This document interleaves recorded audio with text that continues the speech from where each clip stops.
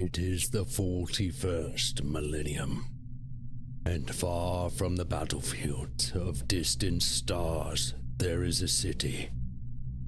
A sprawling and rotting metropolis of ancient hives, where corruption is rife and murder is a way of life. This is Varangantua, a decaying urban hellscape full of fading grandeur and ripe with squalor. Countless districts run like warrens throughout its cancerous expanse, from greasy dockyards and factorums to gaudy spires, decrepit slums and slaughterhouses.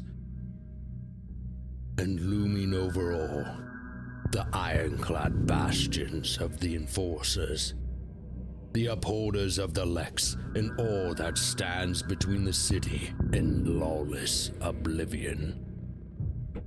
To a citizen in this grim place is to know privation and fear, where most can only eke out a meager existence, their efforts bent to the feeding of an endless war in the void they know nothing about. A few, the gilded and the merchant barons, know wealth. But they are hollow and heartless creatures who profit from suffering. Violence is inescapable on these benighted streets, where you are either a victim or a perpetrator. Whatever justice exists can only be found through brutality, and the weak do not survive for long. For this is Varangantua, where only the ruthless prosper. Chapter 1. Down below, down under the flyovers and the transit arches, down to where the lumens floated on wheezing suspensors and the windows were steamed with condensation. People packed in on all sides, some high on topaz, some exhausted, all smelling of euphoria. She breathed it in. She let her fingers graze along the rockcrete of the close wall, feeling its coldness against the wet heat of the night. She looked up and saw the smear glow of private club entrances, vivid in neon. She heard the rumble of turbine traffic overhead and the hiss of ground cars on the damp asphalt.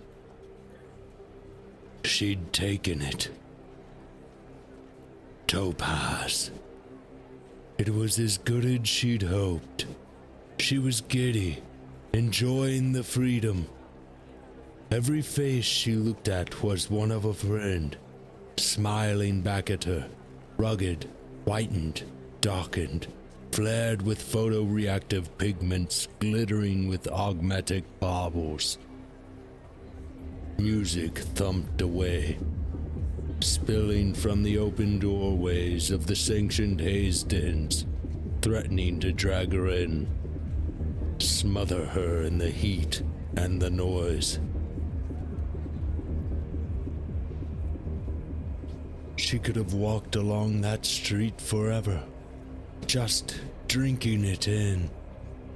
She liked the smells, overlapping one another, competing like jostling suitors for her attention. She stuck her hands in the pockets of her overcoat, pushed her shoulders back, slipped through the crowds. She didn't know what time it was. The deep of the night, for sure. A few hours before dawn. It didn't matter. Not anymore. That was the point of freedom. Make your decisions. Stupid ones. Good ones. Get out. Do your own thing. A man lurched into her way, grinning and drunk. He shoved up against her and she smelled his breath. "Hello, young fish." He slurred at her, swaying. "Come to swim with me." He had a plastic-looking hair, too clean, too sculpted. She kept going, sliding past him, out into the middle of the street. The press of people swept him away, giving her more faces to gawp at. Fireworks went off in the sky, dazzling, smelling of chems, picking out high arches overhead, engraved with skull clusters and fleur-de-lis finials. Commercial chameleon screens flashed and whirled, spinning pixelated images, one after another. A woman smiling, a man gazing at an altar, a Navy dropship wheeling across a starfield, troops in uniform marching under a crimson sky on another world. For the first time, she had felt a spike of danger. She had walked a long way, away from the friends she had come with. She had almost forgotten about them entirely and had very little idea where she was. She looked back and saw the plastic hair man following her. He was with others, and they had latched onto her. Damn! She picked up the pace, skipping on her heels, darting towards the street's edge, to where the Grand Avenue, scarred with twin steel ground tracks, met one another, cobbled and glinting, that ran steeply downwards. If she hadn't taken Topaz, she'd have stayed, by instinct, with the crowds, where the press of people provided its mute kind of safety.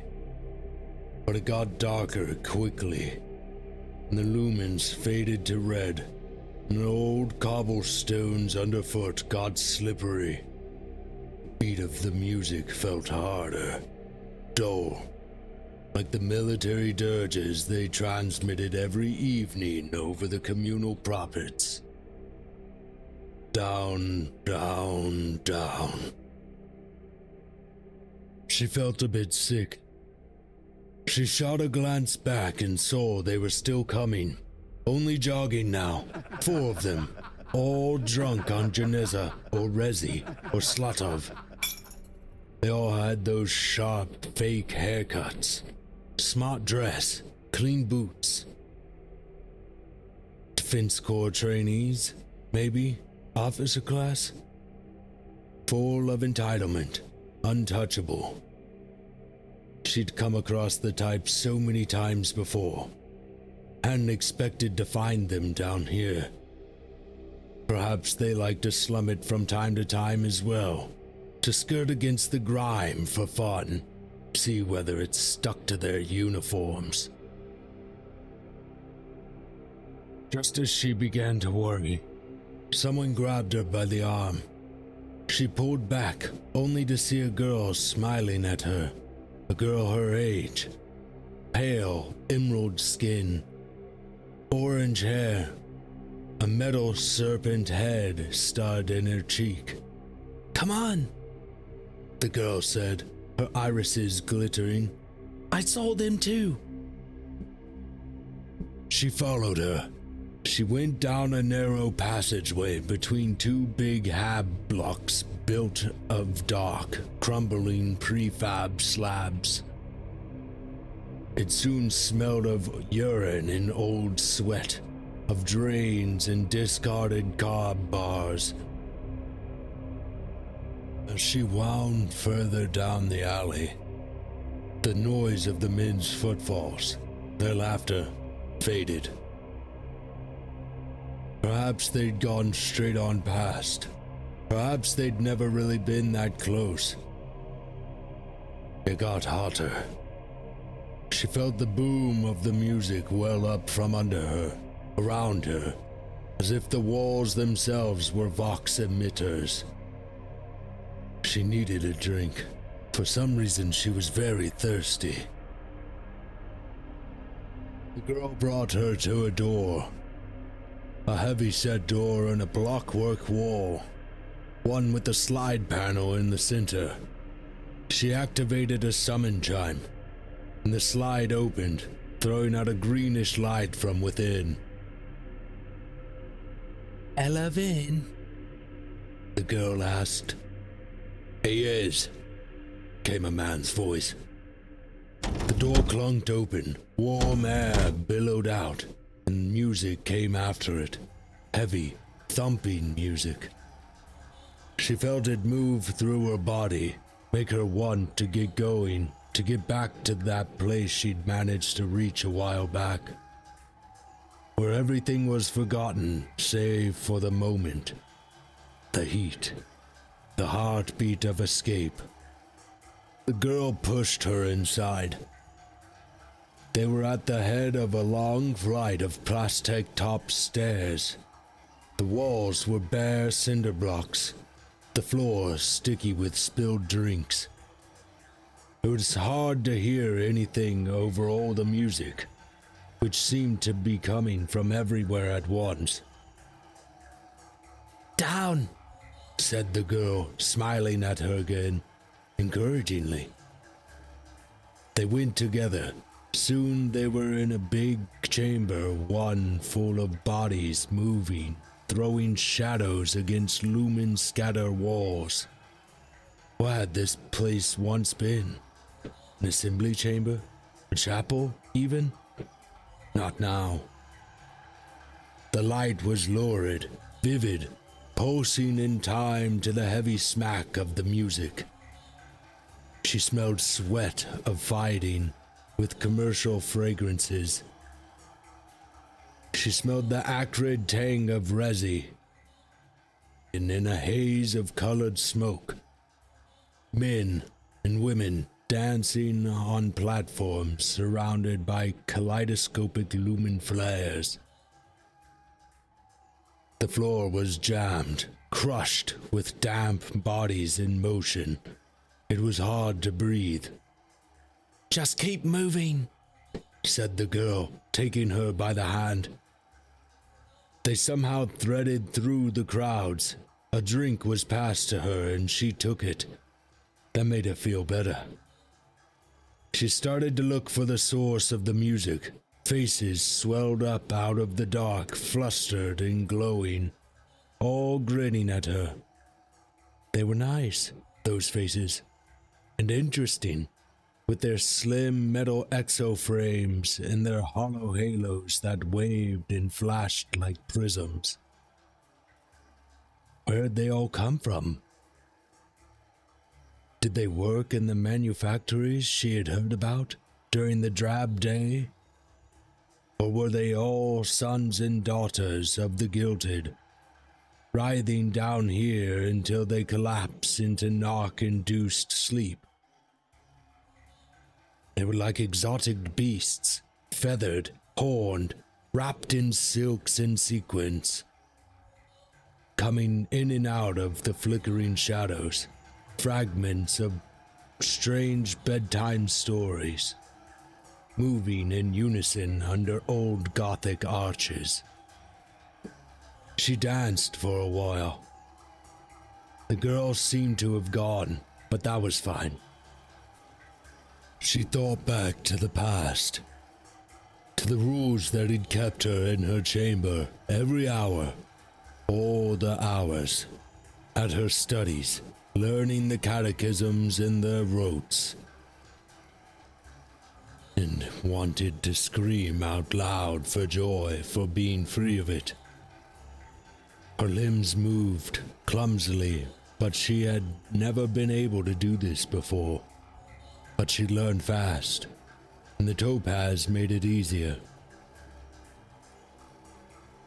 They pressed around her, the others, reaching out for her hair, her arms. She lost track of time. More drinks appeared, and she took them again. And then, much later, the girl came back. She led her from the chamber of the lights and heat, and down some more narrow, slippery stairs. That was a relief, for she was getting tired. It would be good to rest. For just a moment, away from the music, it was cooler, and she felt the sweat patches on her shirt stick to her skin. "Where are we going?" she asked, and was surprised to hear how the words slurred. "Time out," said the girl. "I think you need it." It was hard to follow where they went. Some stairs went down, some went up. At one point she thought they'd gone outside, and then in again. But she was getting very tired, and her head started to hurt. "Do you have any water?" she asked. "That's where we're going," came the reply. "To get some." And then they were through another heavy door. She had the impression of more people around her, though it was very dark and increasingly cold. They went down yet more stairs, a well so tight that it scraped against her bare arms, even though she wanted to stop now, just sit on the floor, clear her head. Eventually, they ended up in a narrow, empty room with bright overhead lumens that hurt her eyes. She really wanted a drink. A man was there, one with sallow skin, a tight black bodysuit, and a collarless shirt. A knotwork tattoo just visible at the base of his neck. "What's your name?" he asked, pleasantly enough. "Ian," she replied. "Ian. That's unusual. I like it. Are you having a good time?" "I could use a drink." "Fine. Come with me then. We'll get you something." By then the girl seemed to have gone. She felt hands on her arms, and she was heading down again. The lumens were turned down low, and she struggled to make anything out. She had the vague sense of being surrounded by people again. She heard a noise like breathing, in and out. She shook her head to clear it, and saw metal shelves, many of them, all with glass canisters on them. She saw tubes, and she saw machines that had bellows and ampules and loops of cabling. She saw the padded couches in rows running back into the dark, and it looked like people were sitting on them. She felt a lurch of worry. There was no music. It was quiet and cold, and she didn't know the way back out. "Where am I?" she asked. They found a chair for her. It was a recliner, but it was hard and uncomfortable. She thought she should struggle then, but it became hard to think about anything clearly. She felt something wrap around her wrists. "Where am I?" she asked again, more urgently, suddenly thinking of all those catechisms and the rules and home and its certainties. A face loomed up out of the shadows. She didn't recognize this one. It was a hard face, with hollow cheeks, and the smile it gave her made her feel suddenly panicky. "You're Ian? Just relax. You're in the right place." She tried to kick out, but something had tied her ankles down. She looked up and saw a collection of needles hanging over her, glinting in the cold light. Fear welled up fast, as if she would drown in it. "Get me out!" "Don't worry about a thing," said the man, soothingly. reaching up for one of the needles. It was connected to a slender tube which looped down from a bag of clear fluid. "It'll be fine." "I want to get out," she cried, starting to struggle. "Why would you want that?" the man asked, tapping the needle and preparing to insert it. He looked up and down the rows of either side of her. Her eyes had adjusted. She could see the other couches were all occupied. No one lying on them was moving. He set one of the machines running. The device beside her started to whir with a thud, tick thud that sounded like some monstrous heartbeat. What are you doing?" she asked, her throat choking up with a thick sense of horror.